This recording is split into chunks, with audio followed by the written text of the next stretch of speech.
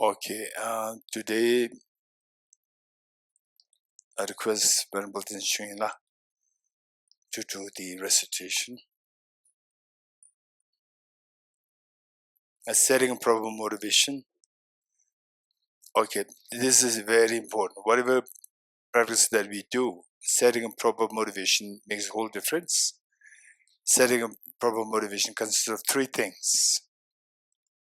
One, refuge field. Number two, Bodhicitta field.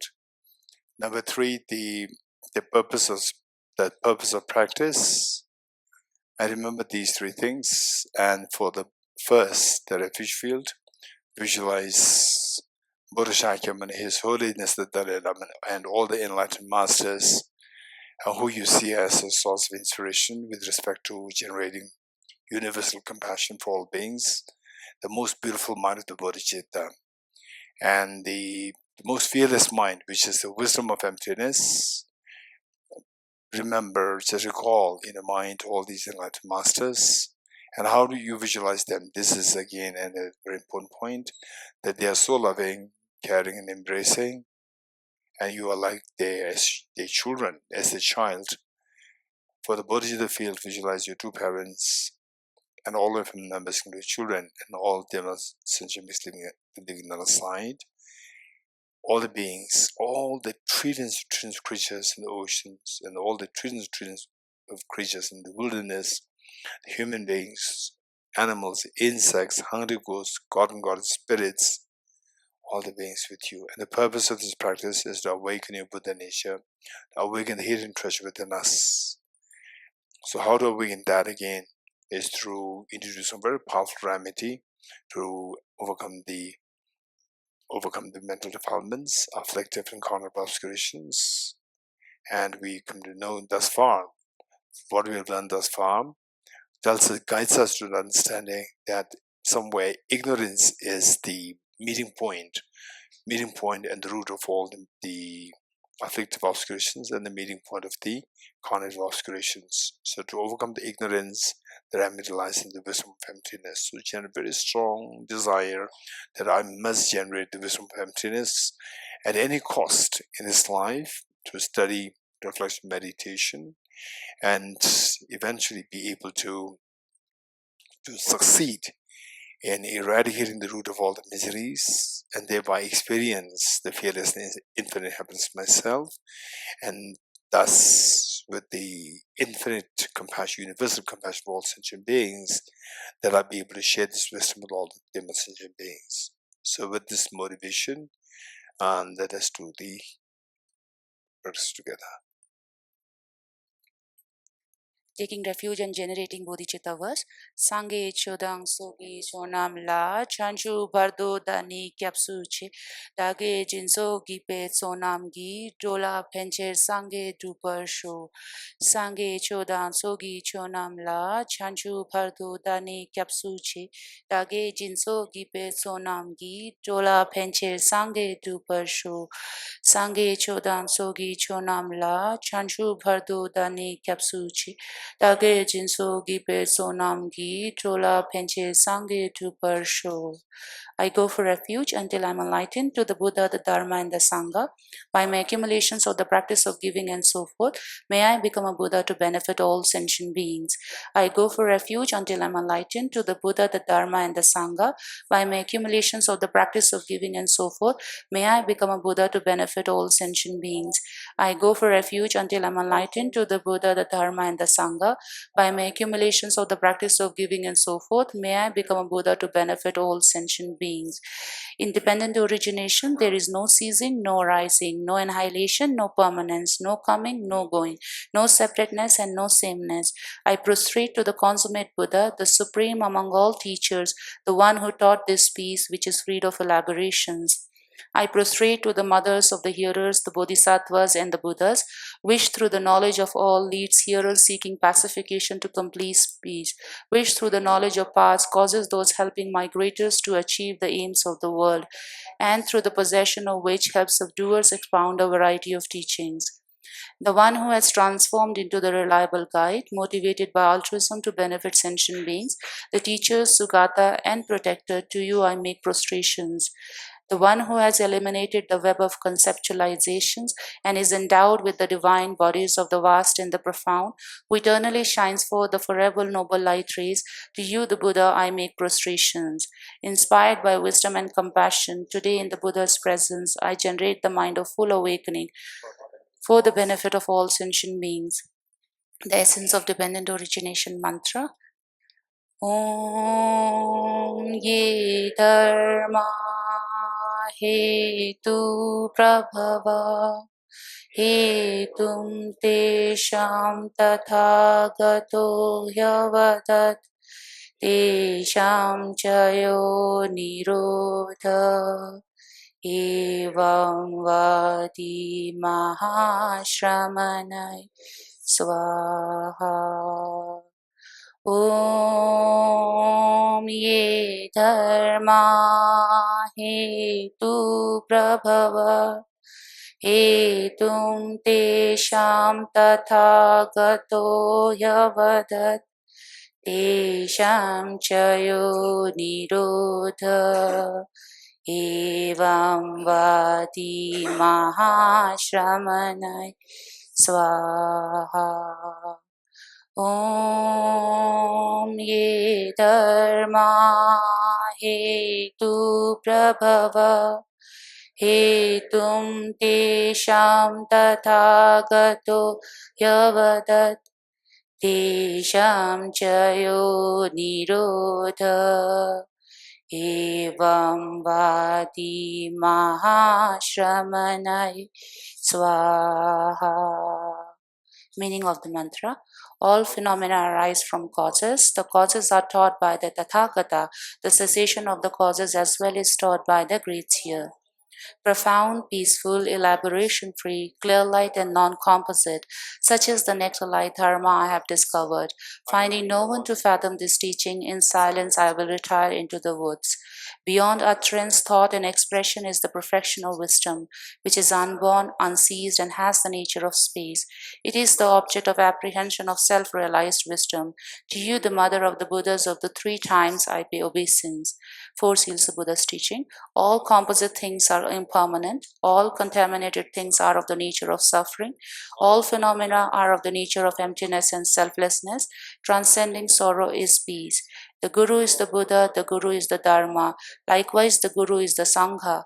The Guru is the source of everything wholesome. I go for refuge in the Guru.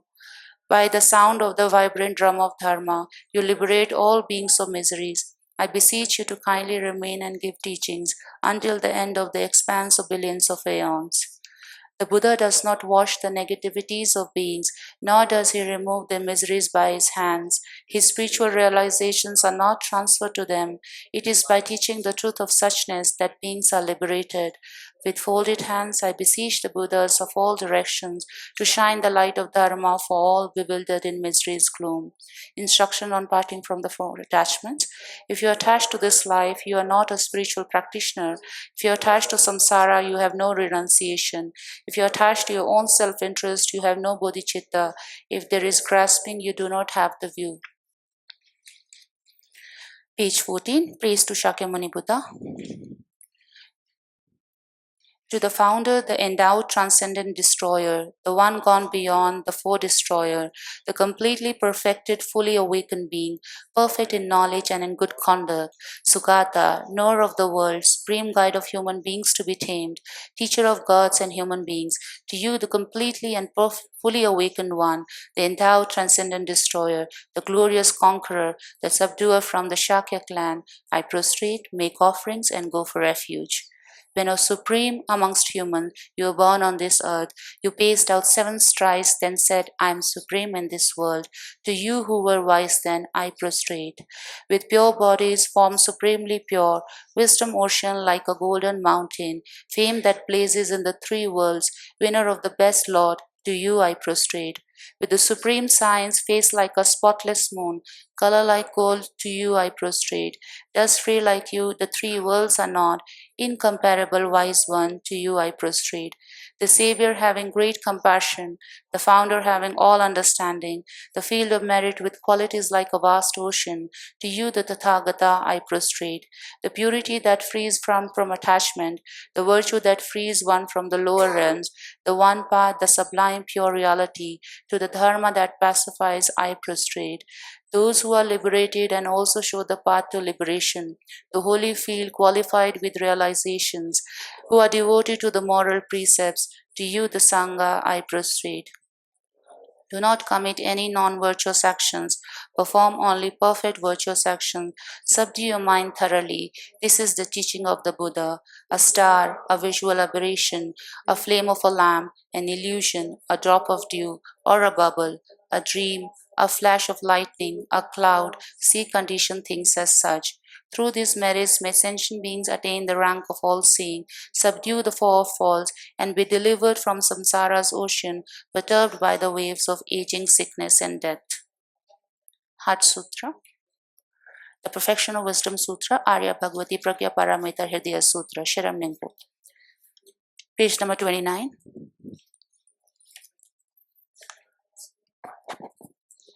Page number 29. I prostrate to the Arya triple gem. Thus did I hear at one time the Buddha was dwelling on mass of vultures mountain in Rajgriha, together with a great community of monks and a great community of bodhisattvas. At that time the Buddha was absorbed in the concentration on the categories of phenomena called profound illumination. Also at that time the Bodhisattva Mahasattva Aryavalokiteshvara looked upon the very practice of the profound illumination of wisdom and beheld those five aggregates also as empty of inherent nature. Then, through the power of the Buddha, the Venerable Shariputra said this to the Bodhisattva Mahasattva Aryavalokiteshvara: how should any child of the lineage who wishes to practice the activity of the profound perfection of wisdom train?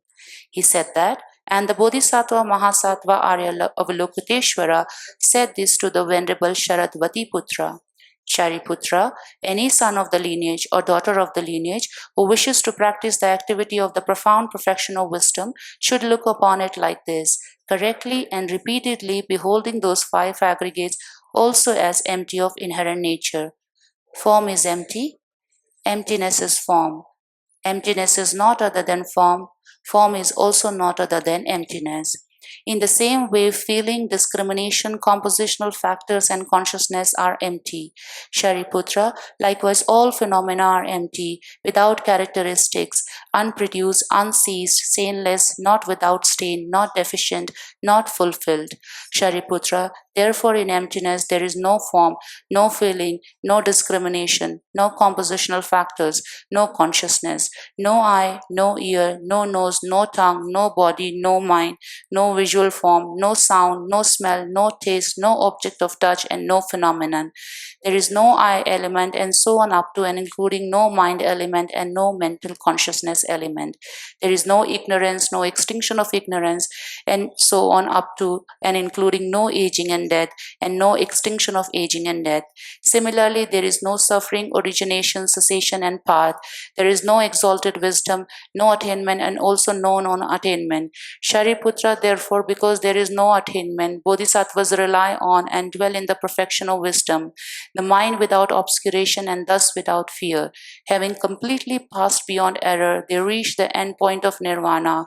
All the Buddhas who dwell in the three times also manifestly completely awaken to unsurpassable, perfect, complete enlightenment in reliance on the perfection of wisdom. Therefore, the mantra of perfection of wisdom, the mantra of the great knowledge, the unsurpassed mantra, the mantra equal to the unequaled, the mantra that thoroughly pacifies all suffering should be known as truth, since it is not false. The mantra of the perfection of wisdom is declared: Tayatha Om Gate Gate Paragate Parasangate Bodhi Swaha. Shariputra, the Bodhisattva Mahasattva should train in the profound perfection of wisdom like that.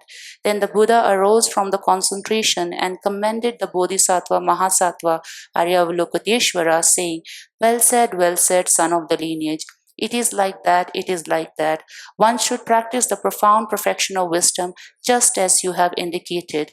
Even the Tathagatas rejoice. The Buddha having thus spoken, the Sharadvati Putra, the Bodhisattva Mahasattva Aryavalokiteshvara, those surrounding in their entirety, along with the world of God, humans, asuras, and Gandhavas, were overjoyed and highly praised that spoken by the Buddha.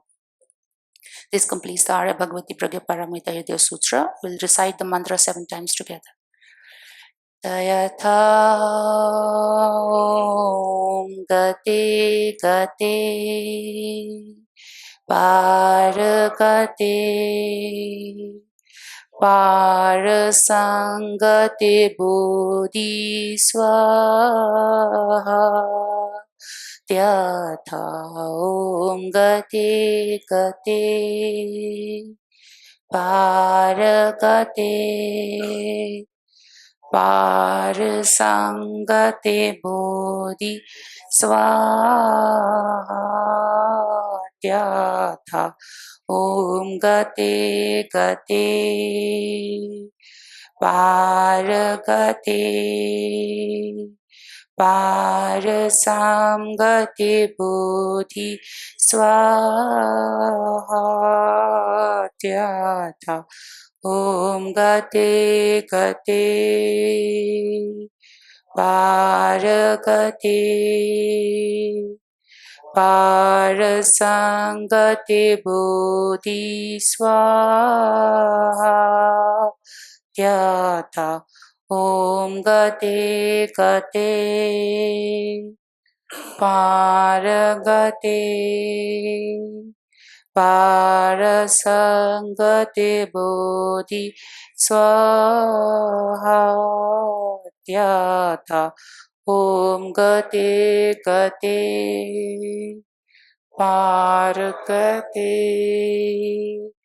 Parasangate Bodhi Swaha Tyatha Om Gate Gate Paragate Parasangate Bodhi Swaha. By the teachings of the three supreme jewels possessing the power of truth, may inner and outer hindrances be transformed, may they be dispelled, may they be non-existent, may they be pacified, may all negative forces opposed to dharma be completely pacified, may the host of 8,000 obstacles be pacified, may we be separated from problems and conditions harmful to dharma, may all enjoyments be in accord with dharma, may auspiciousness and perfect happiness pervade this place now. 8 verses for mind, training the mind, Lojong Chigima by Geshe Dorji page number 35. With a determination to achieve highest aim for the benefit of all sentient beings, which surpasses even the wish-fulfilling gem, may I hold them dear at all times.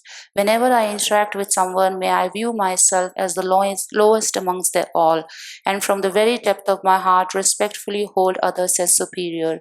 In all my deeds, may I probe into my mind, and as soon as mental and emotional afflictions arise, as they endanger myself and others, may I strongly confront them and avert them. When I see beings of unpleasant character and those oppressed by strong negativity and suffering, may I hold them dear, for they are rare to find, as if I have discovered a jeweled treasure.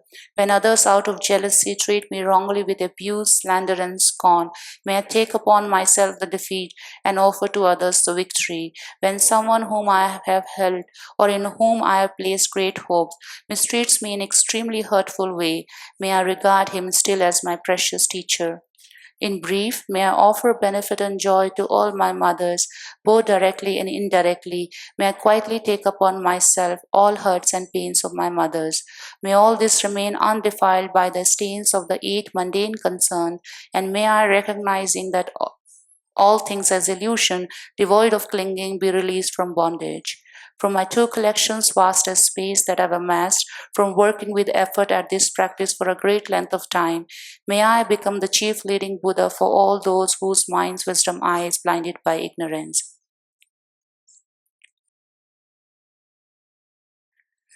37, Seven Limb Practice. Excerpt from the King of Prayer, the extraordinary aspiration of the practice of Samantabhadra. Samantabhadracharya Pranidhan.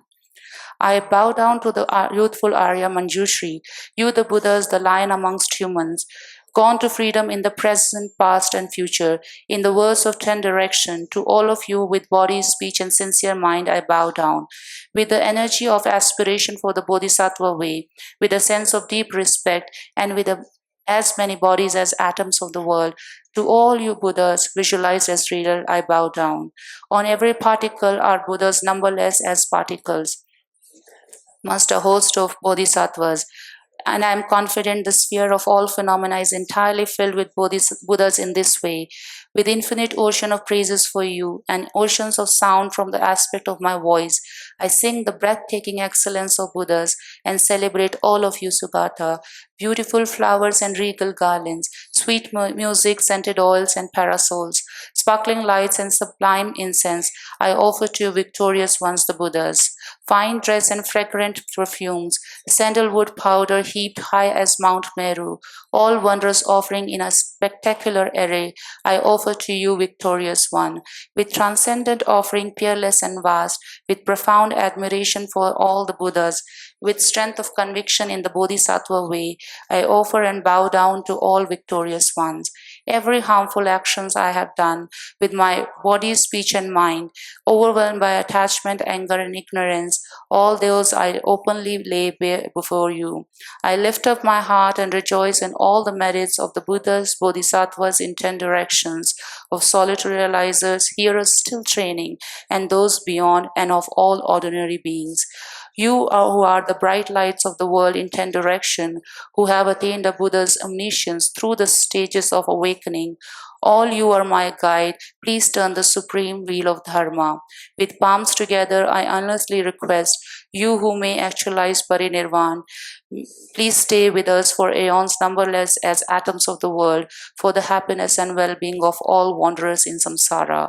Whatever slight merit I have accumulated by making prostrations, offering and confessing, rejoicing and requesting the Buddhas to stay and teach, I now dedicate all this for the awakening of all beings. Short mandala offering. This ground anointed with perfume, strewn with flower, adorned with Mount Meru, the 4 continents and the sun, the moon. I imagine this as a Buddha field and offer it. May all sentient beings enjoy this pure land. Sashi.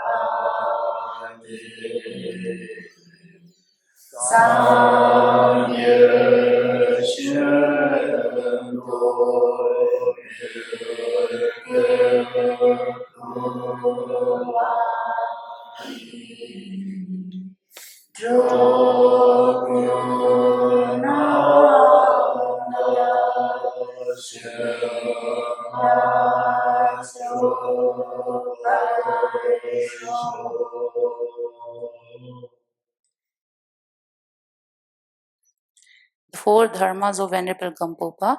May I be blessed that my mind is directed towards the dharma. May I be blessed that my dharma practice is on the proper path. May I be blessed that the path is freed of flaws. May I be blessed that the flaws are seen in the light of exalted wisdom. The 4 dharmas of the Venerable Bhikshu Mahasattva. Becoming utterly frustrated with the ignorance that grasp at true existence, please bless me to generate genuine renunciation, seeing all aspects of samsara as viciously repulsive. Please bless me that my mind stream overflows with the precious bodhicitta that cherishes others more than myself. Please bless me to have an immaculate experience of the wisdom of emptiness that does not even see an atom of intrinsic reality, on the basis of understanding how things come into being by dependent origination through mere conditioning. Please bless me that my mind stream overflows with the precious wisdom of non-duality of bliss and emptiness. Idam Guru Ratna Mandalakam Nirvatayami. The foundation of all good qualities on page number 42 by Lama Tsongkhapa. The foundation of all good qualities is the kind and perfect pure Guru. Correct devotion to him is the root of the path. By clearly seeing this and applying great effort, please bless me to rely upon him with great respect. Understanding that the precious freedom of this rebirth is found only once is greatly meaningful and is difficult to find again. Please bless me to generate the mind that unceasingly day and night takes its essence. This life is as impermanent as a water bubble. Remember how quickly it decays and death comes. After death, just like a shadow follows the body, the results of the virtuous and non-virtuous karma follow. Finding firm and definite conviction in this, please bless me always to be careful, to abandon even the slightest negativity and accomplish all virtuous deeds. Samsaric splendors are unsatisfying and unreliable. Seeking them is the door to all suffering. Recognizing these shortcomings, please bless me to generate a strong wish for the bliss of liberation. Led by this pure thought, mindfulness, alertness, and great caution arise. The root of the teaching is keeping the Pratimoksha vow. Please bless me to accomplish this essential practice. Just as I have fallen into the sea of samsara, so have all other migratory beings. Please bless me to see this strain in supreme bodhicitta and bear the responsibility of freeing migratory beings. Even if I develop bodhicitta but I don't practice the three types of morality, I will not achieve enlightenment. With my clear recognition of this, please bless me to practice the Bodhisattva vows with great energy. Once I have pacified distractions to wrong object and correctly analyzed the meaning of reality, please bless me to generate quickly within my mind stream the unified path of calm abiding and special insight. Having become a pure vessel by training in the general path, please bless me to enter the holy gateway of the Fortunate One, the supreme Vajra vehicle. At that time, the basis of accomplishing the true attainments is keeping pure vows and samaya. As I have become firmly convinced of this, please bless me to protect these vows and pledges like my life. Then, having realized the importance of the two stages, the essence of Vajrayana, by practicing the great energy, never giving up the 4 sessions, please bless me to realize the teachings of the Holy Guru. Like that, may the Guru who showed the noble path and the spiritual friends who practice it have a long life. Please bless me to pacify completely all outer and inner hindrances. In all my lives, never separated from perfect Gurus, may I enjoy the magnificent Dharma. By completing the qualities of the stages and the path, I quickly attain the state of a Vajradhara. Mixima mantra, first we'll recite the meaning. You are Avalokiteshvara, great treasure of non-referential compassion, and Manjushri, master of flawless wisdom, as well as Vajrapani, destroyer of hordes of demons without exception. Tsongkhapa, crown jewel of the sages of the land of snows, Losang Drakpa, at your feet I make prostrations. Next mantra.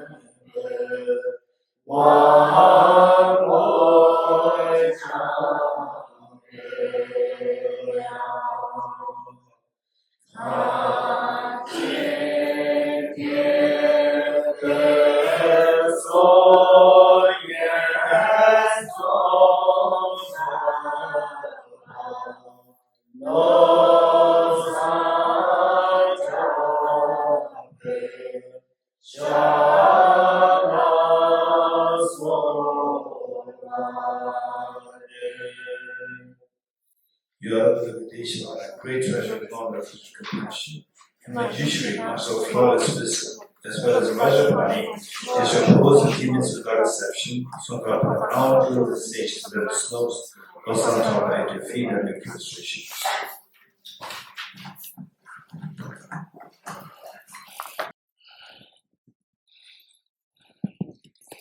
Okay, so now we're going to, so till this point is the preliminary and are looking for the roadmap to enlightenment.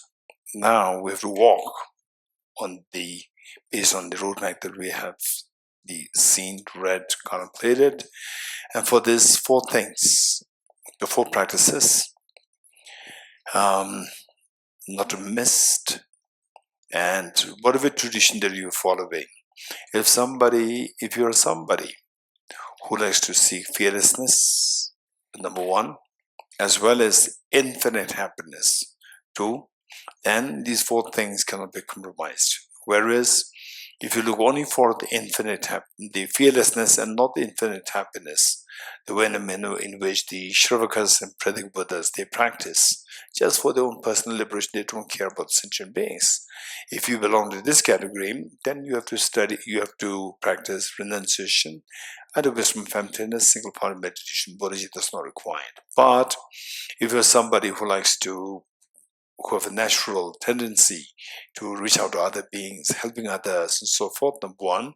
And number two, if you are somebody who likes to experience infinite happiness, then all four are required. On top of the renunciation, wisdom of emptiness, shamatha practice, you also need to include the bodhicitta practice, because bodhicitta is one which makes your mind to expand infinitely, be expanded infinitely. So these are four things that we do include in your practice. And what are you doing here?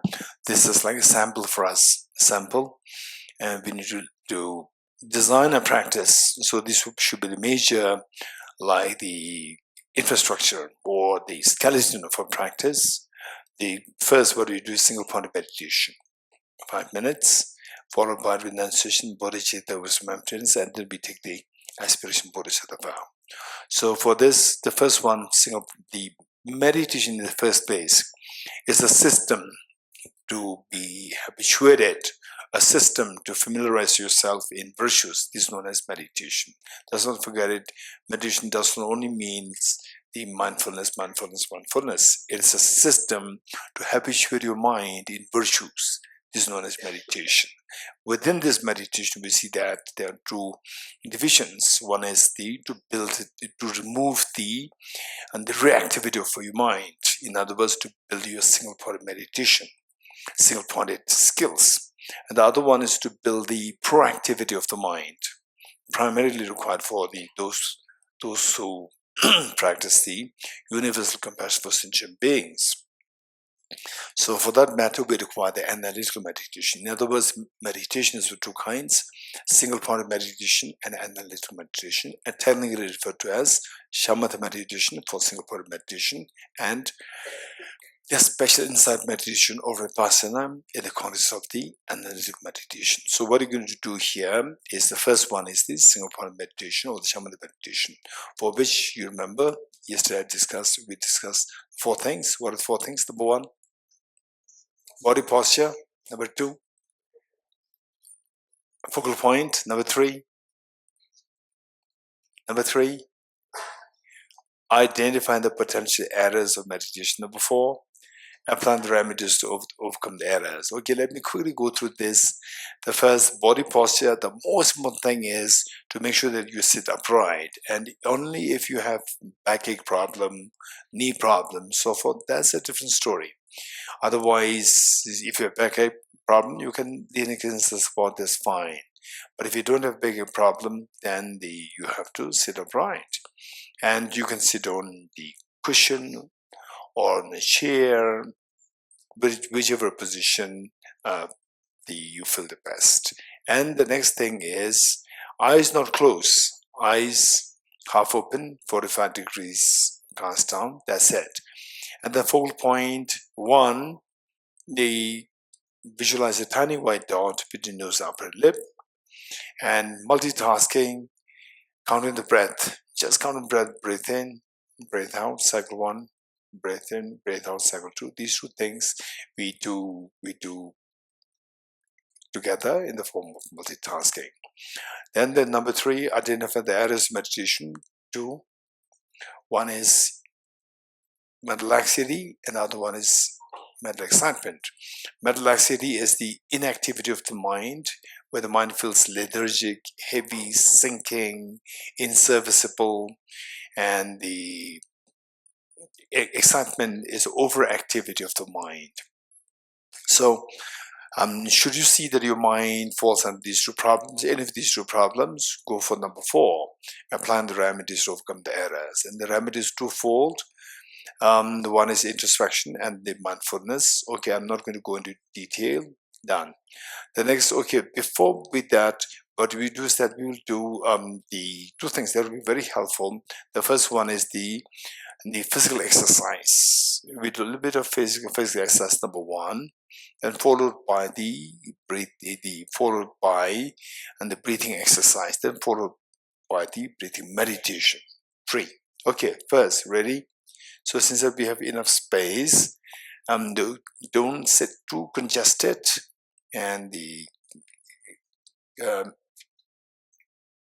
okay, so you don't sit too congested.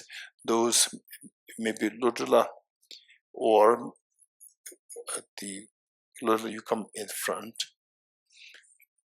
Yes, so those, if you have more space, try to adjust yourself to make sure that you have enough space for the physical exercise and the breathing exercise.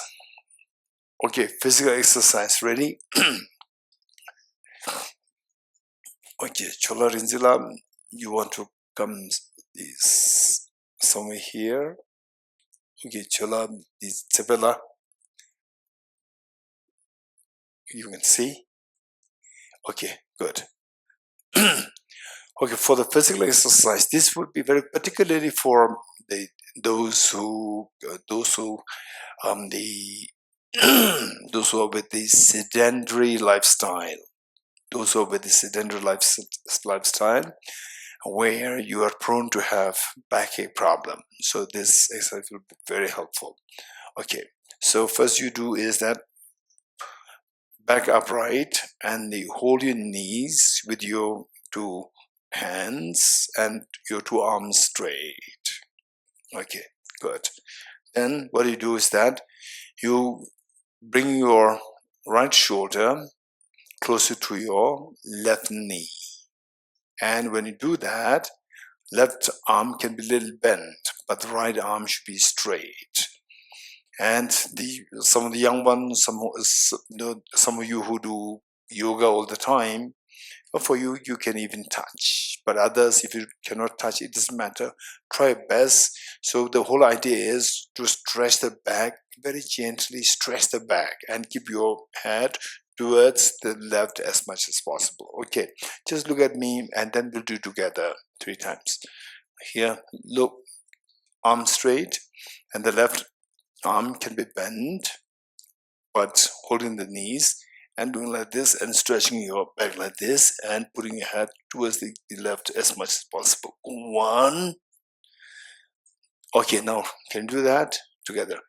Okay, maybe Anla, you can come this side.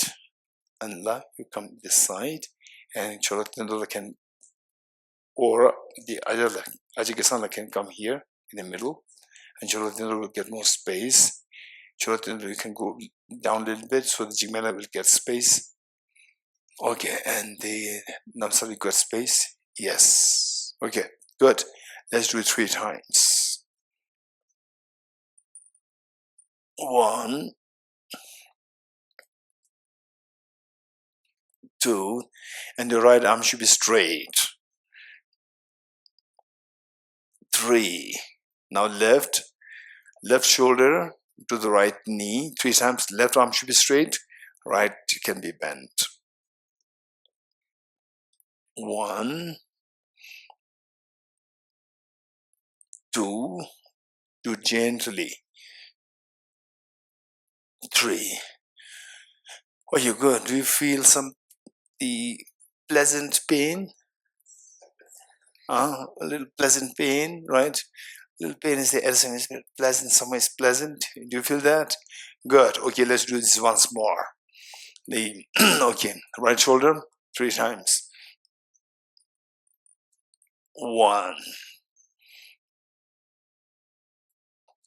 2, 3. Good. Left shoulder. 1, 2, 3. Good. So when you're on your own, don't do it too much. Don't do too much excess of, I don't know, everything. Excess of bodhicitta is good. Excess of wisdom and emptiness is good. But excess of mundane things, there's some problem there. So this one, don't do too much. At the most, you can do like, say, nine rounds in a day, morning, 9 rounds in the evening. That's good enough. Okay, next is the breathing exercise. For the breathing exercise, stretch your 2 arms out, 2 hands out, and the thumbs inside, wrap the thumbs with other fingers, upside down, put it on your knees, and your arms should be straight. Arms should be straight. Okay, now you do then the arm straight, and then as you pull your 2 fists, your arms can be bent. Okay, so pull through your knees, legs, ribs, and then by the time it reaches your armpit level, throw it in front. But don't do it too forcefully. It can be very injurious to you within 2-3 days. Okay, let's do it once more, but backbone upright. Pull from the knees, legs, ribs, and then the front. Good. Now throw the 2 fists on your left side like this, and the right fist under your left armpit like this. Good. And release the forefinger of the left hand. Release the forefinger of the left, and the hind side of the forefinger. With the hind side, block your right nostril and take deep breath. Put your hand down on your knee, left knee. Once more.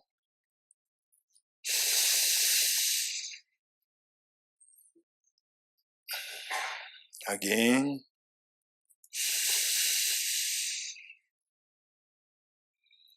Good. Now your 2 fists on your knees once more. Pull, pull. And now throw the 2 fists on your right side like this. And the left fist should be under the right armpit like this. Good. And let go of the first finger, the forefinger. Block the left nostril of the left nostril and take 3 breaths.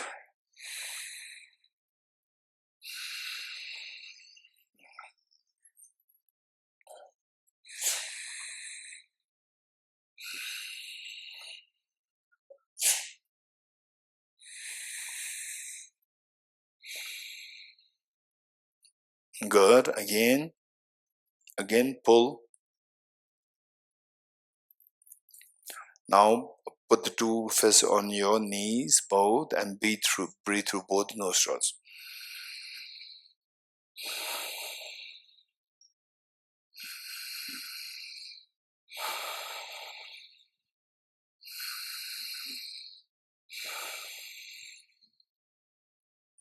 Oh, you good.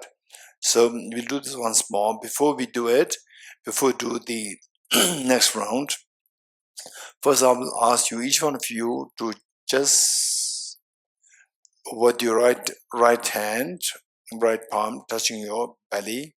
Don't look at it, just touch it, and take a deep, gentle, deep breath.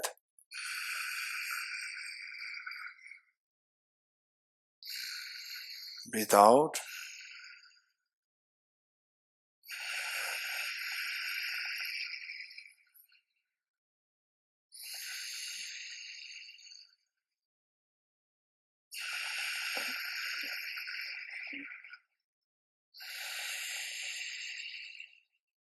Okay. Why I ask you to breathe with your right palm on your tummy is because for you to check what your tummy is doing when you breathe in. You're getting it? Okay, now let's do it once more. And don't look at anybody else. Just check what your tummy is doing. When you breathe in, as you breathe in, tummy getting in or getting out, just check. Don't conceptualize. Don't look at anybody else. Just do it yourself and see what is happening. When you're breathing in, what is the tummy? With your hand, you can feel it. Tummy getting in or getting out. When you breathe out, tummy getting in or getting out, just check it and let me know. Ready? Okay, for just now, to make sure that you are actually observing it, close your eyes. Close eyes. This is not a meditation. Close eyes and breathe in.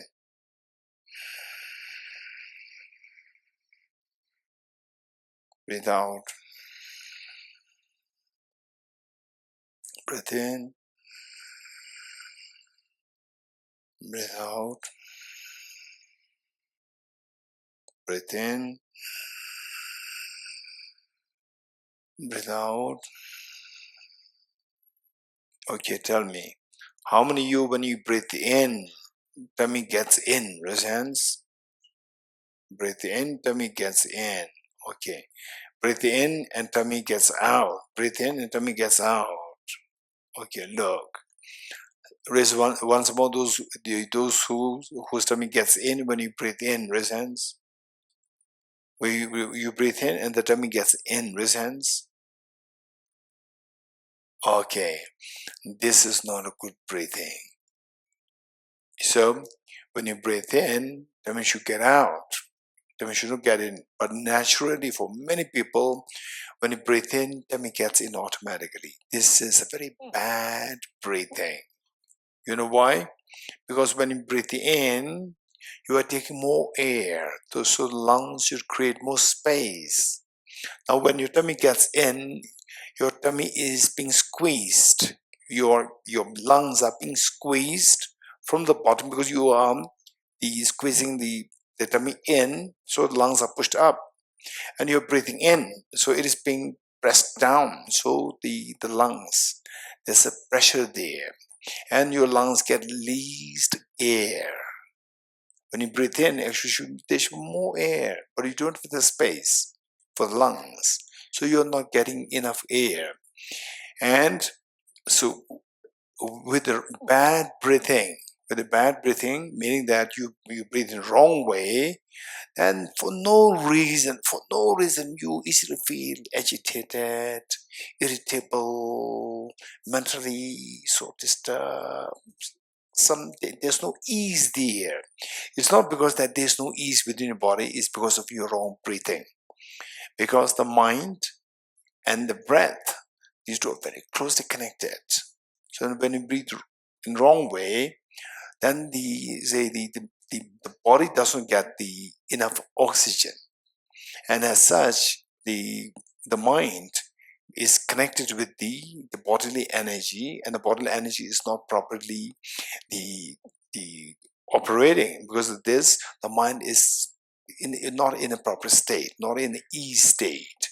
So whereas when you breathe in, that means you get out.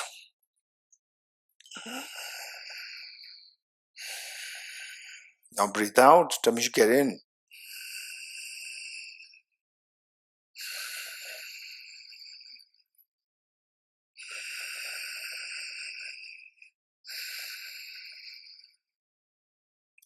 So some people who tend to be mentally so stressed, depressed, when they learn how to breathe properly, so much of the stress is released with great ease, not having to do anything else. Okay, so let's do this once more. You're getting it?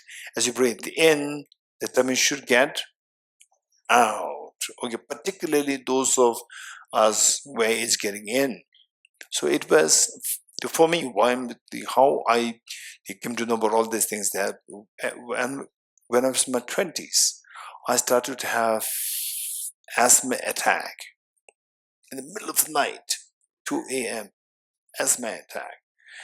And later on, I went to see a doctor, and the doctor gave me some medicines. I'll take the medicines, and the medicines did help me, but it was forcing my trachea to just expand like this. Medicine's forcing, I could feel that. And later, one of my Indian friends said that, "Where are you going?" "I'm going to hospital." And he said, "For what?" "For my asthma problem." He said, "No, don't go to hospital. Do the exercise." And he said, "I'll teach you exercise." But he said that I'll teach you exercise properly, very standard. For that, he has a book. And later, of course, he could not teach, but I told one of my friends, the Western Buddhist friend, and he said that then the very evening, he brought a book and he taught me exercise. And the reading book say all these, and I check my breathing. He said when I breathe in, the tummy gets in. And I realized, okay, this is where I'm going wrong. So I learned it believe it or not, within 5 days, my asthma problem is gone. And the breathing was so blissful, believe it or not. When you breathe in, it's so blissful, it's amazing because of the exercise. Okay, once more, you do it. Okay.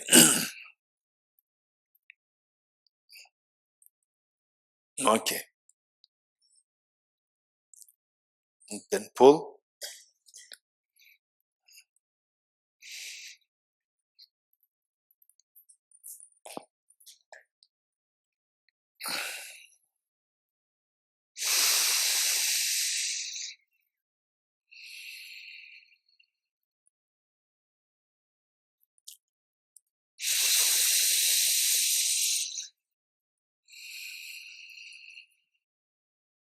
When you breathe in as much as possible. When you breathe out as much as possible.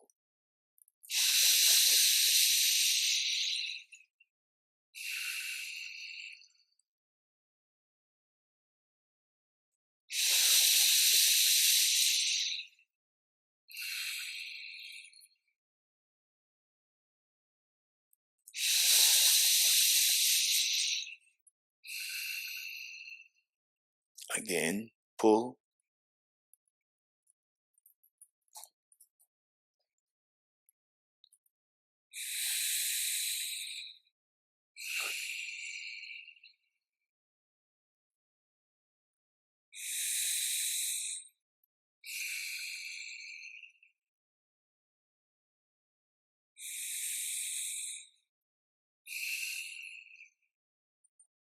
Pull.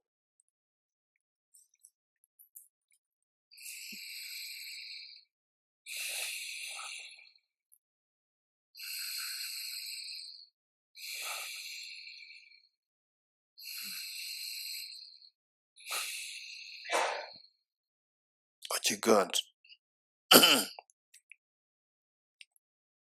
So now let us do the 5 minutes of shamatha meditation. Ready?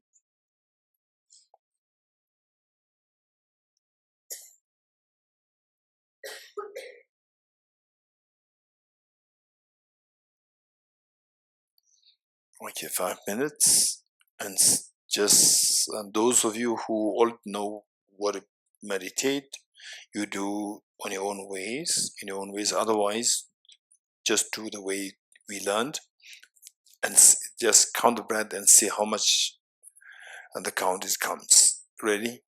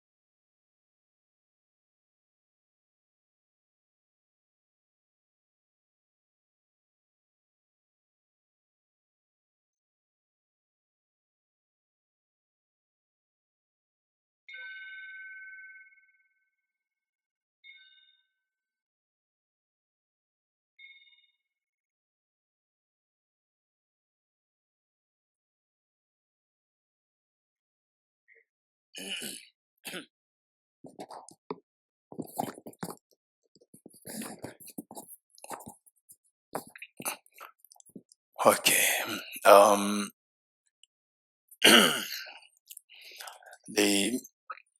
Now the practice that we are going to do, the renunciation, bodhicitta, wisdom, emptiness, what we need to keep in mind is that our mind, each one of our mind is just amazing. It's amazing entity. It's amazing object. Your mind is a tremendous capacity. But if you don't know how to manage it well, it can go haywire and it can really make you crazy. Whereas if you manage it, this mind is an amazing tool for us to make us feel the expansiveness. Some people, they describe themselves that when they are on the beach and see the sunset, beautiful sunset, they could feel expansiveness.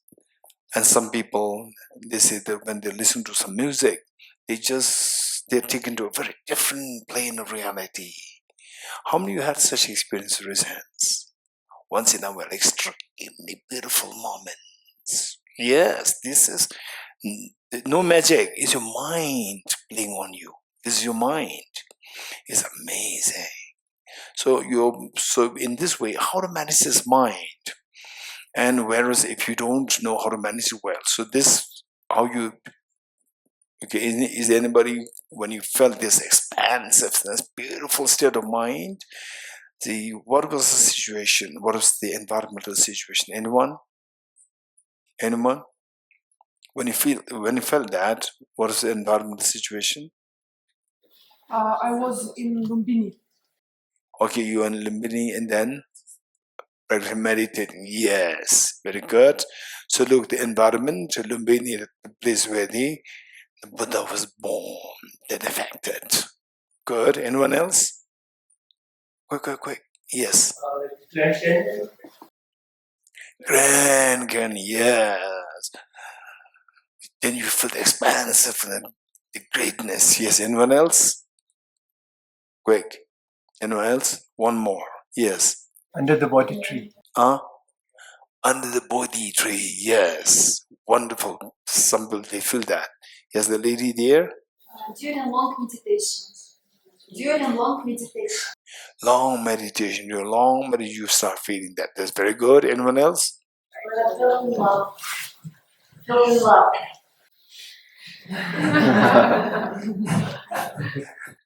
Yes, that's true. That's very true.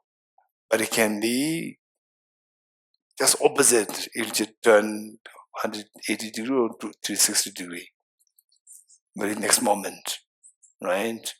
Do this, do that, and then fight happens. Okay, it's not my business. Over there. Yes. Anyone else? Nobody in the music. When I'm on top of the mountain. Yes, top of the mountain, you see as well the whole world is in your hand. Expansiveness, very good. Anyone else? Very quick. Yes. I love to play piano. Piano, yes, the music. That's true. Okay, so we see that these are all triggered by external factors. You getting it? These are all triggered by the external factors. Music, mountaintop, Grand Canyon, and the Bodhi tree, Lumbini, and meditation is a different story. Otherwise, majority of these experiences are related to external factors. But we have to practice. These experiences are so precious. Don't forget these experiences. They are so precious that through meditation, for example, like compassion meditation, that these experiences should be triggered. And then there are various meditations for infinite space, infinite consciousness, vacuity, and so forth. There are various meditations with compassion, how it feels. And with the renunciation, how you feel. With emptiness, how you feel. And with the single point of meditation, when the mind, otherwise your mind is so busy here and there, distracted, pulled here and there, days, nights, and then you learn how to draw the mind back to the single object through your control, through your own will, and see how the mind feels expansiveness. Okay, these all different experiences. Finally, our mind is an incredible potential, but if you don't know how to manage it well, external factors, just as the external factors can trigger beautiful moments in the mind, external factors can create incredibly scary moments. So the mind, if you don't know how to manage it properly, external factors can likewise create extreme feeling of the fear, extreme feeling of desperation. The mind can be really demonic. The mind can be extremely angelic as well, can be demonic as well, depending on how you manage your mind. So broadly speaking, how to manage mind. Okay, I'm sharing this. You do, I do. Both of us, we all have to do that. Finally, I don't want miseries. You don't want miseries. I want happiness. You want happiness. Same. So I share, and we all practice together. So this is what we have to do. Not that, I'm already realized. No, nothing. So we have to do it. Anybody who does it will realize. Anybody who doesn't do it will remain in samsara the way we are. Okay. So with this, the mind, the first is that our mind tends to go out with control and without control too. So with control will give you the joy, happiness, bliss, and expansiveness. Without control, controlled by the external factors, our mind goes out, controlled by external factors. External factors decides. You don't have the power to decide. External factors decide. So external factors can sometimes give you chocolate, sometimes show you a knife. External factors. You're getting it? This is very scary. So therefore, we have to learn how, first of all, how to draw your mind back from involuntarily going out. First, try to stop the mind from involuntarily going out, pulled by the external factors. That is the first exercise. Once you do that, then voluntarily let the mind go out. Voluntarily. For example, there's a cheesecake, right? I voluntarily go there. No, you're not voluntarily there. Cheesecake decides. You're getting a cheesecake, it pulls your mind, and you think that, we'll go for a nice walk, and then on the way there's a beautiful cafe. What cafe? Hey, Lotusla, what cafe? What is your favorite cafe? Lavender Cafe, and they will have a cheesecake there. We'll have a nice cheesecake. What is nice cheesecake? Is pulling you. You're getting it? Involuntarily going there. Involuntary pull. So that is something we have to stop first. But it doesn't mean that, okay, henceforth, the Lavender Cafe pass by, you pass by Lavender, you feel scared. Okay, Kishila said it's involuntary pull, I should go away. No. Go there, be mindful. Go there, ask for cheesecake, be mindful. What's your mind doing? Whether mind is voluntarily going there or involuntarily going there. Just check. Observe it. And once in a while, even passing by the Lavender Cafe, deliberately say no to cheesecake and come back. Sometimes go there and have it and see how the mind reacts. When you say no, how the mind reacts, mind will say, although you say no, but mind says, no, I have to go there. You're getting it like a small child. Small child taken to ice cream shop, you take the child there and bring it without buying. The child says, no, I have to go there. Your mind is like a small child. You're getting it? This is first thing that we do. And the next 8 things, once your mind is disciplined, the mind listens to you so well, right? Hey, don't be upset. Don't be angry. Hey, don't be restless. Oh yes, the mind should listen to you. You're getting it. This is so important. Otherwise, for example, I remember, I say say at times, for example, even the Tibet House, Tibet House staff, some staff, they're extremely good, and particularly, as a person, extremely good, and in the work, extremely competent, and then after years of being together, we know each other so well, and then the person resigns. The vacuum is left there, and they say my mind sings on, because it took me years to build that person, give a shape this person to where the person is now. And then there's a little bit of vacuum left there, heaviness comes. It's a great opportunity. Observe your mind, what his mind is doing. You're getting it? This great opportunity. So what I'm saying is that external factors, say, so extremely good people, when they leave you, there's a huge vacuum can be left in you, and then it can make you really go haywire. So hollow, meaninglessness. And this is how the mind is playing on us. We need to train, and this can happen to any one of us at any time, in any lifetime. This life, next life, anytime it can happen. It's very painful. So, how to manage this one thing. Then the next is, once the mind listens to you, okay, they say, don't feel the vacuum. It's fine. And the mind listens. Yes, okay, right? Mind listens, that mental vacuum will be gone.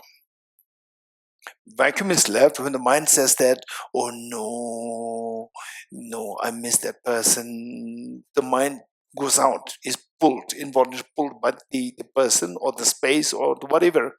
So when that happens, then the vacuum is felt, and the vacuum is so painful. That vacuum is extremely painful. Will make you see the whole world is totally meaningless and very gloomy. Not only meaningless, totally gloomy and just totally pointless. No, your mind should not be feeling that. Your Buddha nature, if that manifests, everything's beautiful. Everything is beautiful. Beauty does not come from outside. It comes from inside. You could feel the beauty inside. Everything's so beautiful, so meaningful. It's inside. So how to make it happen?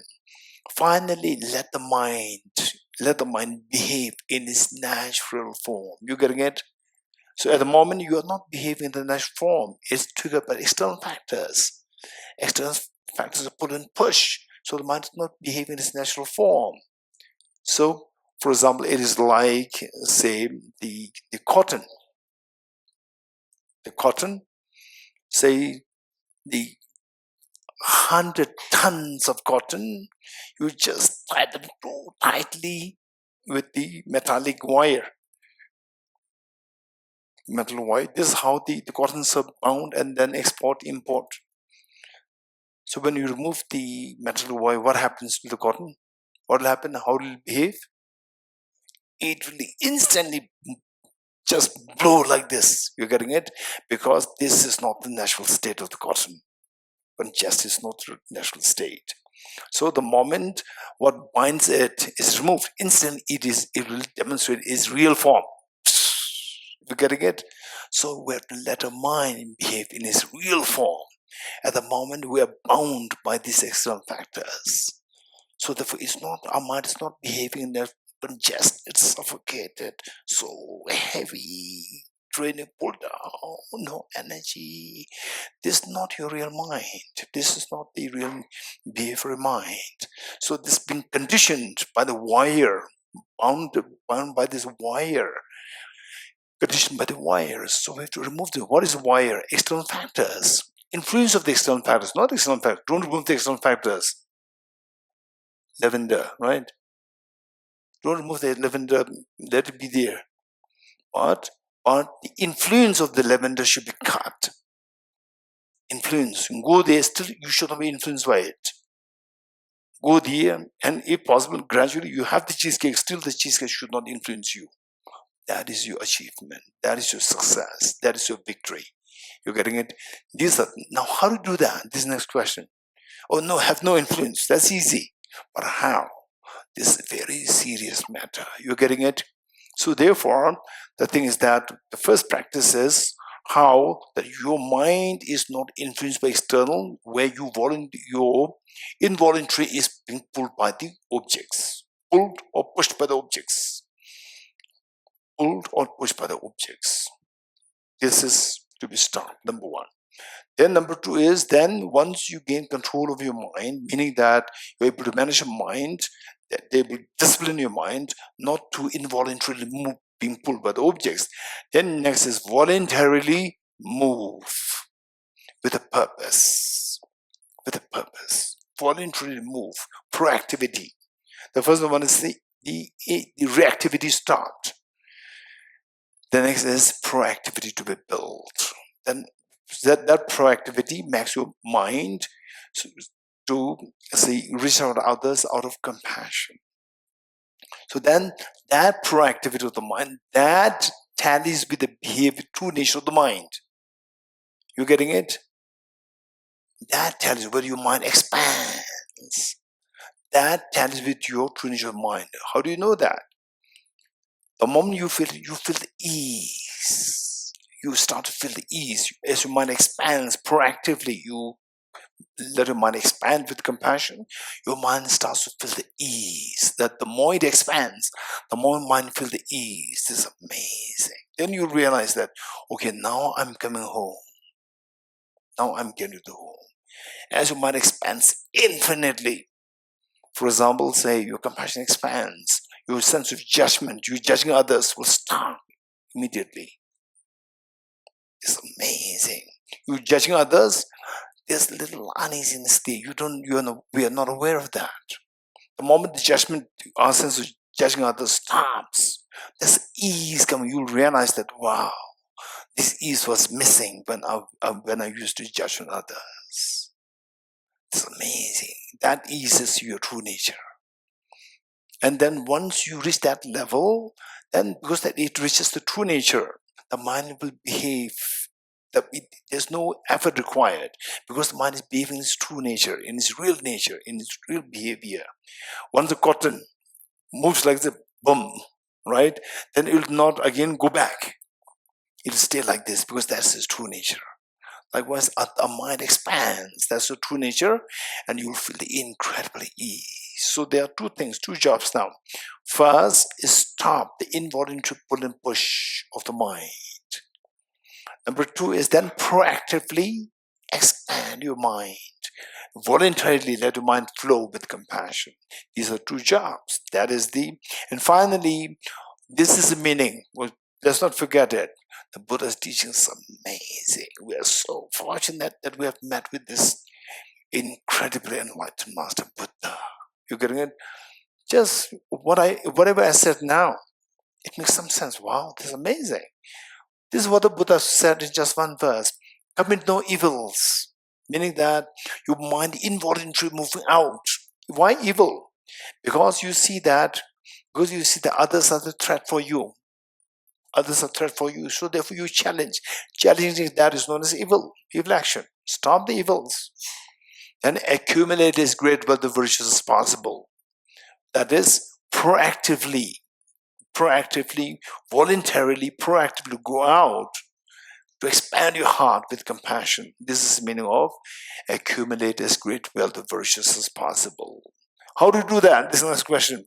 Everybody will say, any sensible people will say they don't do bad things, do good things. But how? This is where the Buddha taught, tame your mind. Tame your mind. This is the teaching of the Buddha. Let me repeat it. Commit no evils. Accumulate as great wealth of virtues as possible. Tame your mind. This is the teaching of the Buddha. So the next question, how to tame the mind? You getting it? So the psychology, the philosophy, psychology, they all become so relevant here, how to tame the mind. So therefore, in Buddha's teaching, there's a tremendous emphasis on They studied the philosophy and studied the psychology. And because that, we need to let this mind behave in its natural form. We have to discover the natural reality.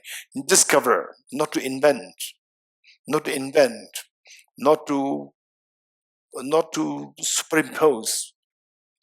Discover. Discover means let the mind discover its true nature and let it behave in its true nature. So for that, we need to have an open mind. Unless we have an open mind, we cannot really see the reality, because our mind will be clouded by our own supposition, our own theology, our own dogmas. It will block you from seeing the reality. Whereas we are trying to see the reality of your mind, so the mind will behave in its true nature, where the stress is totally cut. It makes you fearless.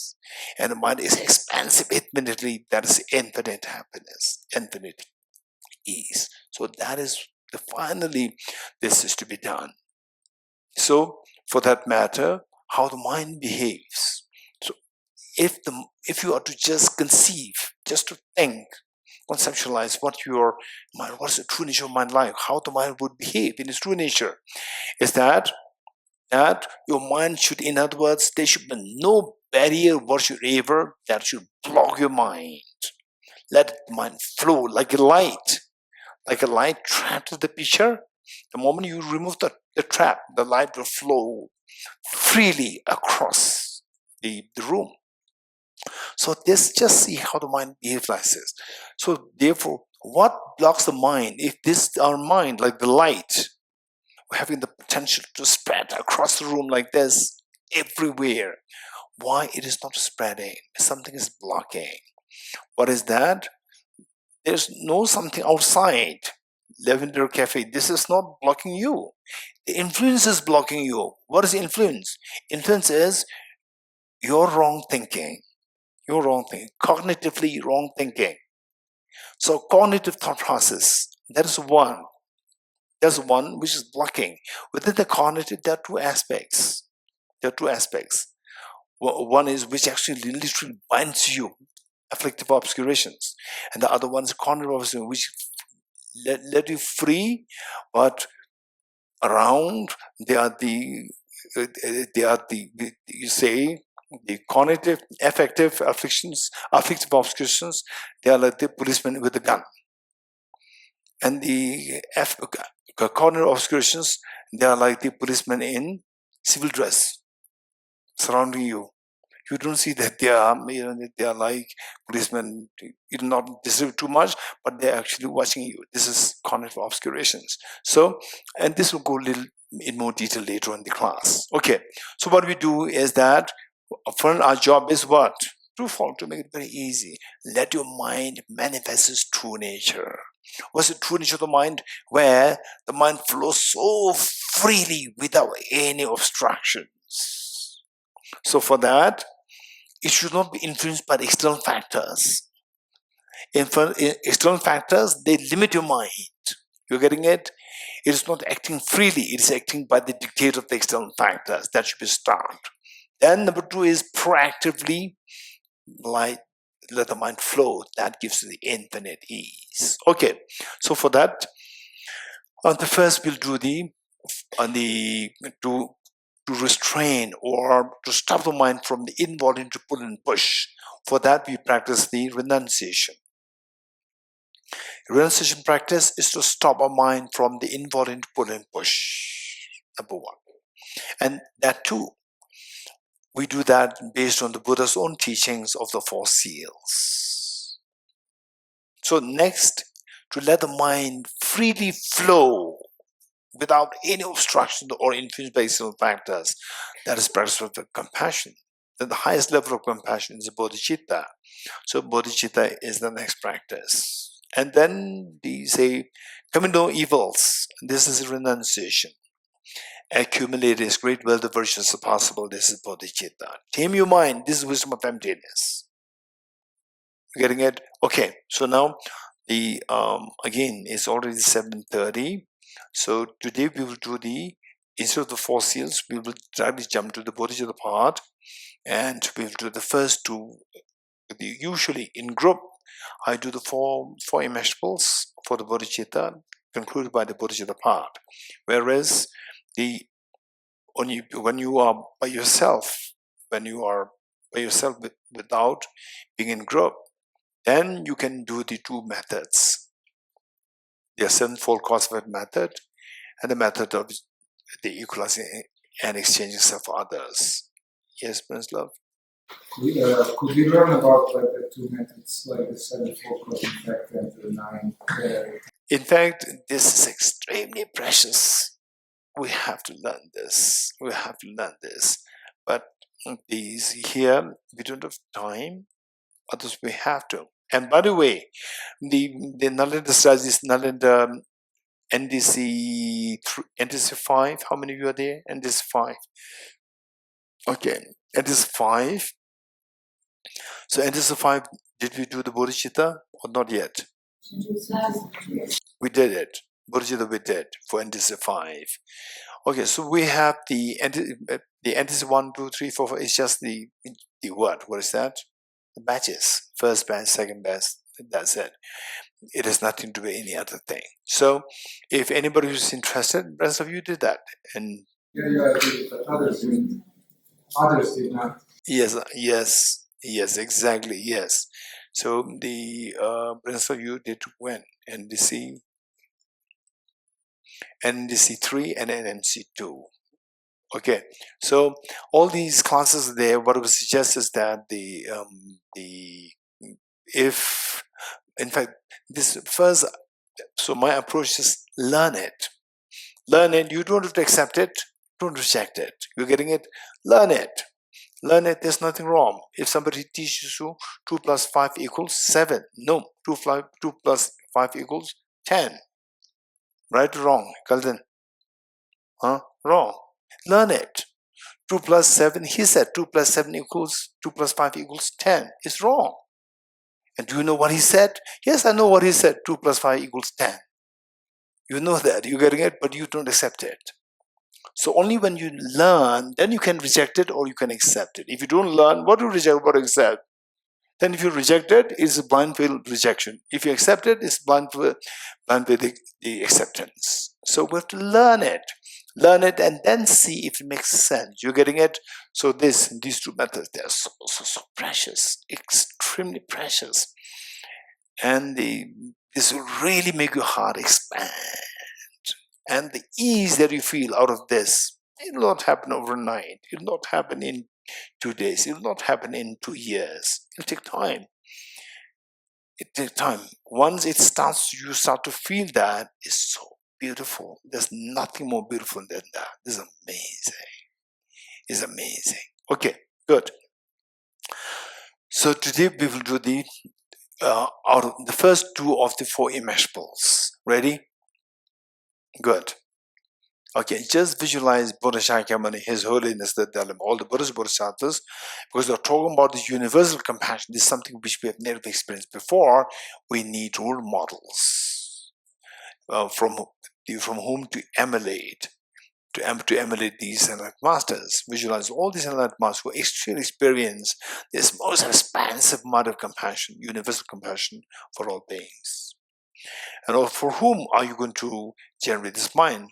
For all Dhamma sentient beings. Think of all the Dhamma sentient beings, include two parents and your family members, including children, and all sentient beings living in other sides, including the tiny insects.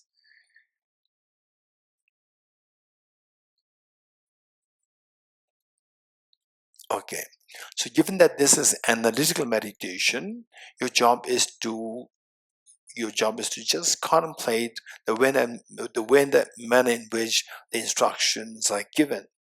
So meanwhile, don't try to make any correlation with what you listen today, hearing today, with what you've learned before, what you've read before, what you have heard before. If you want to tally, you can tally, not now, later on, after this meditation. So here we're trying to invoke the experience. Finally, studies, contemplation, whatever done, must be manifested, must be translated in the form of experience. For that matter, try your best to just invoke the experience to as much as possible, And at times, many of us may feel that this practice seems so superficial, that my mind thinks the other way, and this practice says universal compassion. These two are very contradictory. This practice doesn't really resonate with my real thing. Don't worry, this is made of practice. So when you first mimic your teachers, they playing the piano, there's no music, it's just a noise coming out. Keep doing it, keep doing it, keep doing it, and gradually beautiful music comes out. This is the meaning of the practice. This is exactly what's happening here. Are you ready? Immeasurable compassion. How good would it be that all my dear mother sentient beings are freed from suffering and the causes of suffering. Causes of suffering primarily consisting of self-grasping, ignorance, and self-centered attitude. May all my dear mother sentient beings be freed from suffering and the causes of suffering. I will take the responsibility that all my dear mother sentient beings are freed from suffering and the causes of suffering. The Buddhist Bodhisattvas, witnessing that you're making such a courageous commitment, like the mother after all these many years of raising children single-handedly, feeling so tired. And today, the eldest daughter, just age 12, the eldest son, age 11, two of them come to the mother, tell the mother, "Mother, please take rest. You have done everything for us. You love us so much. You shower so much love on us. We know how much pain you have been through for us. Now that we are grown up, we'll take care of all our siblings. Mom, please take rest. We'll also take care of you." The mother couldn't believe her eyes and ears to see that the little girl, little boy, they're extremely matured. And this is exactly what happens to all Buddhist Bodhisattvas. They're feeling so happy and proud of you, taking the responsibility of all the dimensions you make on your own shoulder. And this incredible, the pride and happiness the Buddhist Bodhisattvas feel, invoke their compassionate minds to send forth nectars and very soothing lights to you and all their messenger beings. The mere touch of lights and nectars with the bodies makes yours, washes of all the miseries and the causes of the miseries from the minds of sentient makes yourself. And you witnessing such a miracle is happening to all the dimensional beings. You're intensely happy. Take 3 deep breaths, sound with relief.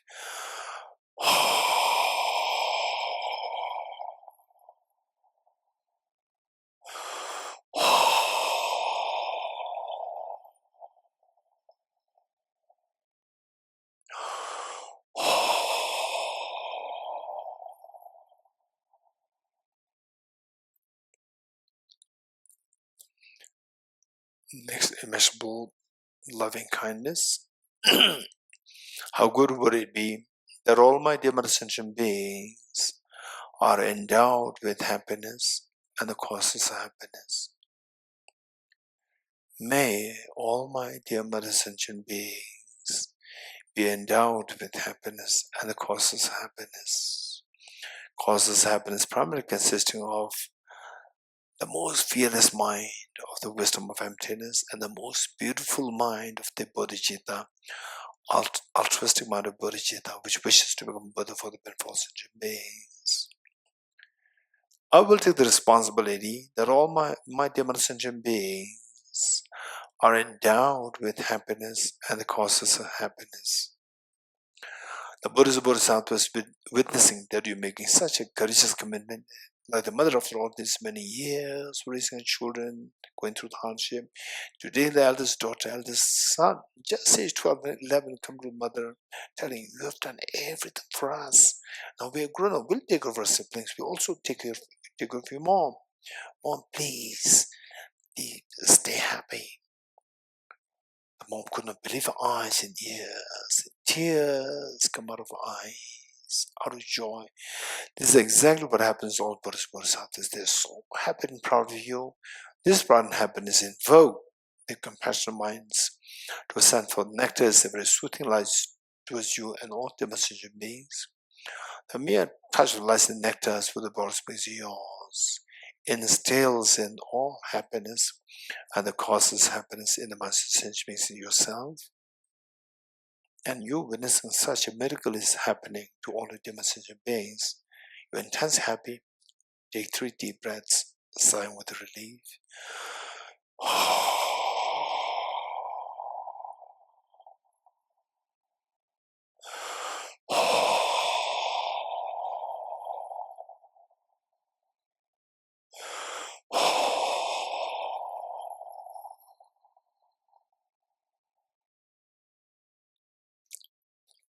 Underscore all the 4 immeasurables is unconditional love. Just abide in unconditional for a while.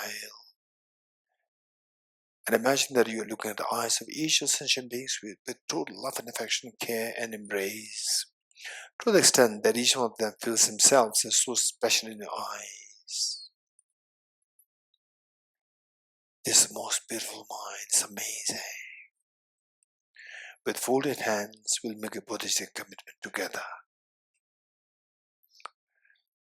May I become Buddha for the benefit of all my dear Mother sentient beings. May I become Buddha for the benefit of all my dear Mother sentient beings. May I become Buddha for the benefit of all my dear Mother sentient beings. Abide in this experience of the unconditional love.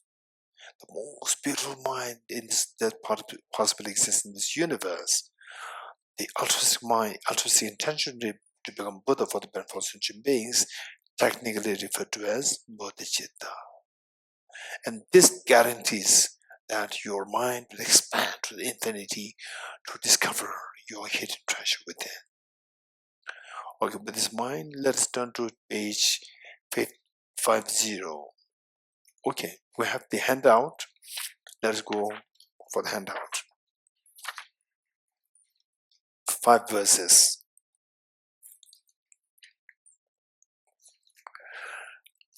Okay, now that you all know the meaning, and we will, as we recite this, just contemplate on meanings. I go for refuge to the triple gem. I confess the negativities individually. I rejoice in the virtues of all the beings. I hold the precious Buddhahood in my heart. I go for refuge until I'm enlightened to the Buddha, the Dharma, the Supreme Sangha. I generate the mind of bodhicitta to resolutely accomplish the aims of others myself.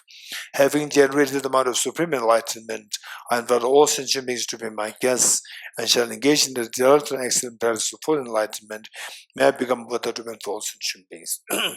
I go for refuge to the triple gem. I confess the negativities individually. I rejoice in the virtues of all the beings. I hold the precious Buddhahood in my heart. I go for refuge and am enlightened to the Buddha, the Dharma, the Supreme Sangha. I generate the mind of bodhicitta to resolutely accomplish the aims of others myself. Having generated the mind of supreme enlightenment, and for all sentient beings to be my guests, and shall engage in their delightful and excellent practice of full enlightenment, may I become Buddha to benefit all sentient beings. I go for refuge to the triple gem. I confess the negativities individually. I rejoice in the virtues of all the beings. I hold the precious Buddha in my heart. I go for refuge and am enlightened to the Buddha, the Dharma, and the Sangha. I generate the mind of bodhicitta to resolutely accomplish the aims of others myself. Having generated the mind of supreme enlightenment, I invite all sentient beings to be my guests and shall engage in that delightful and excellent practice of full enlightenment. May I become Buddha to benefit all sentient beings. Gurus, Buddhas, and Bodhisattvas, please be here to me. Just as the previous Buddhas have generated the mind of bodhicitta, and just as the successful dwell the Buddhas of practices, likewise for the benefit of all sentient beings, I will generate the mind of bodhicitta, and otherwise shall I do successful train the Buddhas of practices. Gurus, Buddhas, and Bodhisattvas, please be here to me. Just as the previous Buddhas have generated the mind of bodhicitta, and just as the successful dwell the Buddhas of practices, likewise for the benefit of all sentient beings, I will generate the mind of bodhicitta, and otherwise shall I do successful train the Buddhas of practices. Gurus, Buddhas, and Bodhisattvas, please be here to me. Just as the previous Buddhas have generated the mind of bodhicitta, and just as the successful dwell in Buddhas of practices, likewise for the benefit of all sentient beings, I will generate the mind of bodhicitta, and otherwise shall I do successful train the Buddhas of practices.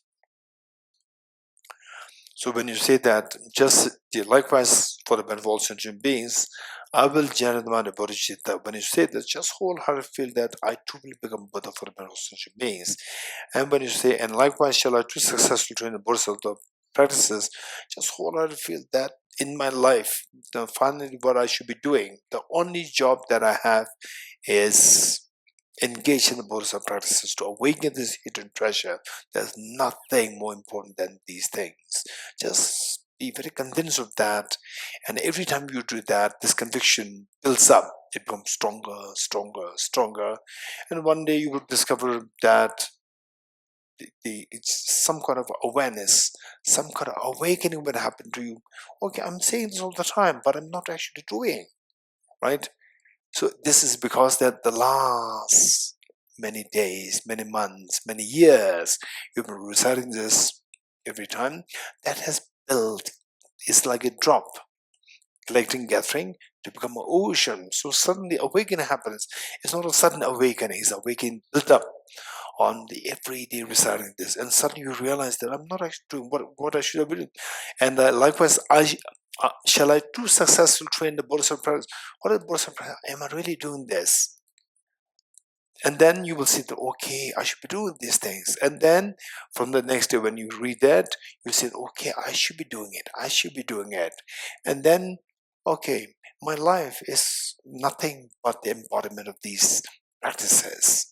One day it'll come to you like this. Then you'll feel that this is the purpose of my life. Okay, good. So now we will turn to page 51.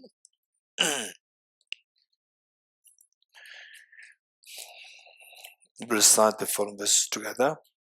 Throughout my future lifetimes, may I always be guided by the compassionate Buddha and be able to uphold the two precious bodhicittas even in the course of my life. Throughout my future lifetimes, may I always be guided by the compassionate Buddha and be able to uphold the two precious bodhicittas even in the course of my life. Throughout my future lifetimes, may I always be guided by the compassionate Buddha and be able to uphold the two precious bodhicittas even in the course of my life. Okay, the following verses are extremely important. The following verses, they are taken out from Bodhisattva Shantideva's book, A Guide to the Bodhisattva's Way of Life. And why we are reading the following verses is that how many of you had that experience? Say that let's say that suddenly you smell something, or you taste something, you see something, and the beautiful memories of the past retrieved. You feel so pleasant feeling. Resents? Oh, many of us. That's good. Ajika-san? Yes. Yes. Okay. So I remember, for me, there were two very vivid. I remember two things. One was I lost my mother when I was 4 years old. No, 5 years old. Then for the next 5 years old, lost my mother, and then sent to school, and the school, boarding school, no mother, no father, and it's just like other children. And then there's love and affection is totally missing. Just getting food, simple food, meager food, and small child, nothing. And then 6, 7, 8. So by the time I reached age 8, I was in class 3. And the teacher, the Tibetan teacher, he taught Tibetan song. It was a very crude village song, village folk song. So he was teaching this for the song competition. And then it's a very simple song. He sang this, and instantly this little boy, myself as age 8 or 9, tears start to roll down my eyes. You know why? Because this song is so beautiful, Mozart song? No, it's a very crude song, British song. Why this boy, the tears automatically roll down, not knowing what's happening. was because this song was connected with the very beautiful moments of his time with his mother. Because this was the song which my mother used to sing. And this last 4 or 5 years, this boy was cut off from the memory of the mother, cut off. And suddenly this song was, the past memories just started to flash out in this voice and the tears rolled down. So this is the phenomena which happens to us. So now why not we use this? We use this phenomena for a very productive, meaningful thing. That is, that this Bodhicitta practice is so beautiful, Bodhicitta practice, so meaningful. Wisdom of emptiness is so meaningful. Bodhicitta is so meaningful. Wisdom of emptiness will make you fearless. Bodhicitta will give you infinite ease. It's amazing. So, next life, will you meet with this teaching? Even if you meet, will you take that seriously? It entirely depends on how you make it today, this life. So if you connect bodhicitta, wisdom emptiness, with the joy, next life, as a little boy or a little girl, hearing somebody saying bodhicitta, right? The word and the say, okay. So okay, let's see here. I pull this leaf and the flower and everything comes along. You getting it? I pull this leaf, flower, everything comes along with it attached to this. Likewise, in the next life, as a little boy, little girl, maybe age 2, 3, somebody says bodhicitta, right? The moment somebody says bodhicitta, so the word bodhicitta comes to your mind. Along with that, the joy that you have connected with the word bodhicitta from the past life, that joy will also be triggered.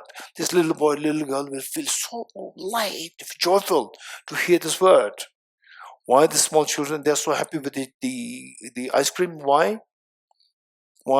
Because ice cream comes in contact with the tongue and they have the good taste. Enjoyable. So the next time, ice cream? Yes, very happy. You're getting it? So then where do you let it go? Ice cream or to the class? Ice cream. You're getting it? So because the joy is connected with the ice cream. So that way, next life, bodhicitta, instantly the joy will come to you. And where is this coming from? With this word, bodhicitta coming from? And then you see that, oh, this day, one person known as His Holiness the Dalai Lama, right? Oh, there's somebody known as Arya Nagarjuna, Bodhicittavivarana, Bodhicitta, again Bodhicitta, Vivarana. What is Arya Nagarjuna? This is how. And then you go there, then you see this is my home. You're getting it? And then you will just go into this practice, full-fledged. Then gate, para sam gate, bodhi swaha. Then the full awakening of your true nature. Then the mind will finally rest because it has come home. You're getting it? Where your mind is not disrupted by any external factors and your mind feels the infinite ease and total fearlessness. This is your home.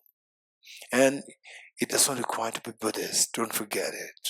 Anybody can reach home provided you practice these things. Okay, so but for that we need to have a consistency. How to build the consistency? In this life, build the consistency, and in the next life also, naturally consistency should come.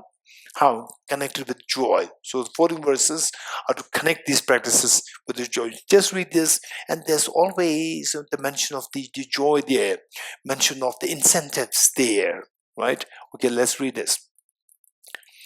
In order to further increase this bodhicitta from now on, those with discernment who have lucidly seized and awakened the mind of bodhicitta in this way should highly praise it in the following manner. Praise. What is this praise? When somebody praises you, you're happy, not happy? Happy. You're getting it, and that too, not a fake praise, genuine praise. Okay, so it says you should praise the bodhicitta in the following manner. Today, my life has borne fruit, having well obtained this human existence. I've been born in the family of the Buddha and now one of Buddha's children. Thus, whatever actions I do from now on must be in accord with the family. Never shall it disgrace or pollute this noble and unsullied race. Just like a blind man discovering a jewel in a heap of rubbish, likewise, by some coincidence, an awakened mind of Bodhicitta has been born within me.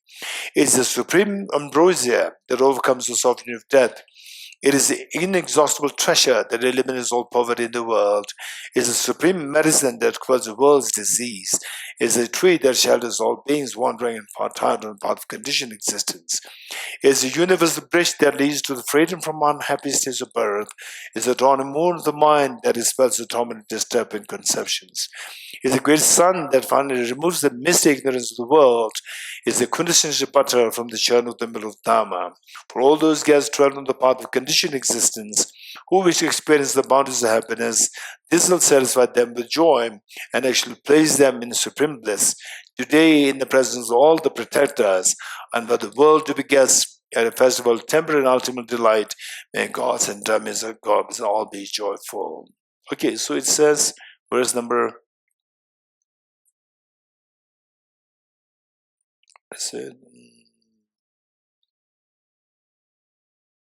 Where's the sun? Where's the word sun here? Verse number 30, 32.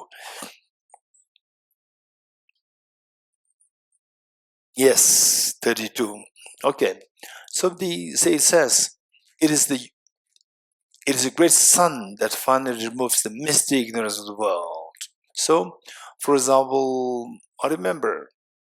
So here the Venerable Srila here, when she was teaching in NIT, the Namgyal Institute of Tibetology in Sikkim, as the assistant professor. So there are many teachers who would pull the students into history, pull the students into language, and so forth. And she's the one who is actually doing this. It's a great sun that finally removes the misty ignorance of the world. You're getting it?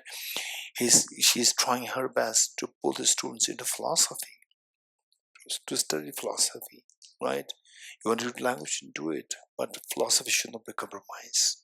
So this is to remove the darkness of ignorance. So language, of course, is required. But finally, language per se will not remove the ignorance. Your hidden treasure will not be unraveled. Your hidden treasure will not be awakened. It is only the realization, the reality, that remove the ignorance. So this is what it says here. Is a great sun that finally removes the misty ignorance of the world. It's so precious what she did. It's so amazing what she is doing in Nalanda University now. Again, introduce some philosophy. People say, no, there's somehow people, very less meritorious with the label professors and so forth, very less meritorious themselves, and dragging people into the wrong direction. So as she's trying her best to Nalanda University. What is Nalanda? Nalanda is not known for the language, history, and so forth. It is known for the brilliant awakening of the Buddha nature with the philosophy of the wisdom of emptiness. So this is, and then the revival of Nalanda. What revival? No revival happening. All the philosophy, little philosophy, it is being removed. And she's putting every effort to make sure that this include the once in a while good people come, and then she, is there to seek the support of good people, so that the philosophy is maintained in there. Arya Nagarjuna is not known for literature, not known for language, not for poetry. It's only for the philosophy. Arya Nagarjuna, Arya Sangha, Acharya Chandrakirti, they're all known for philosophy.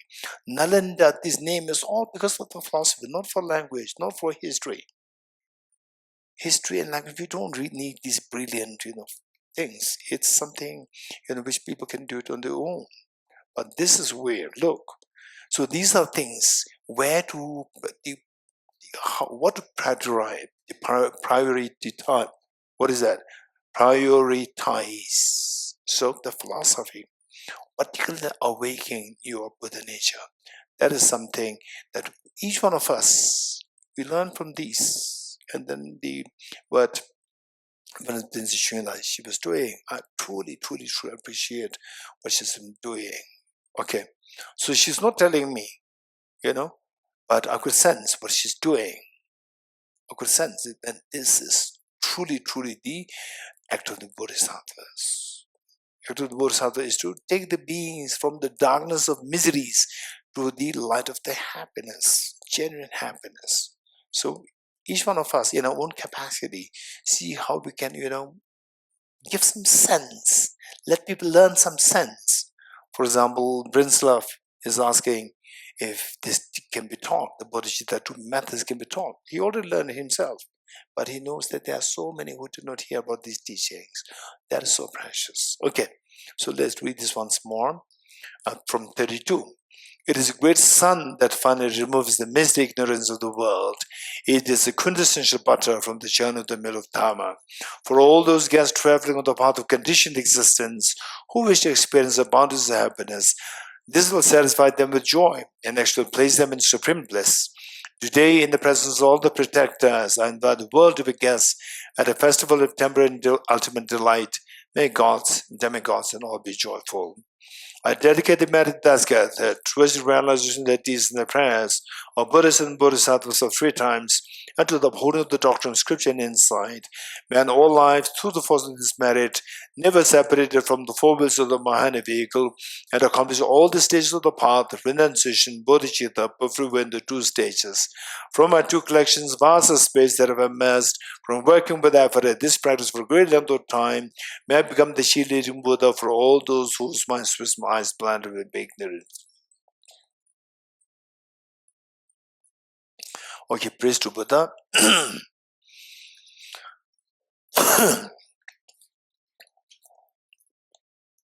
Hand out.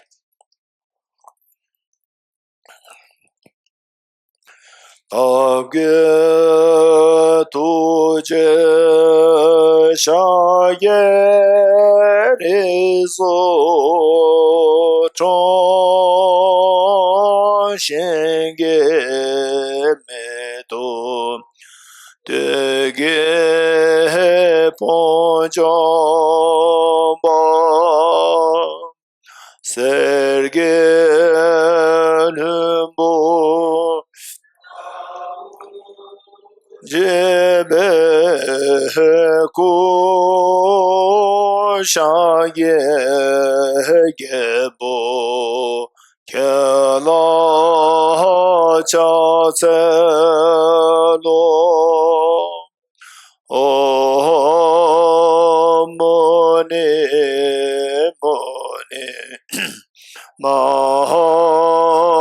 Mahamona Yeswaha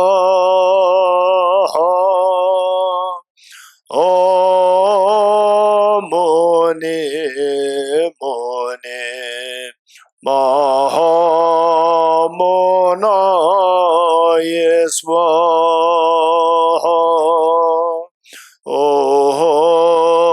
Mone Mahamona Yeswaha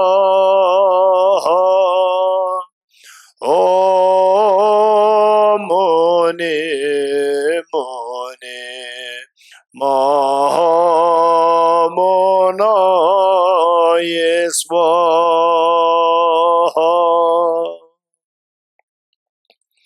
3 processions together.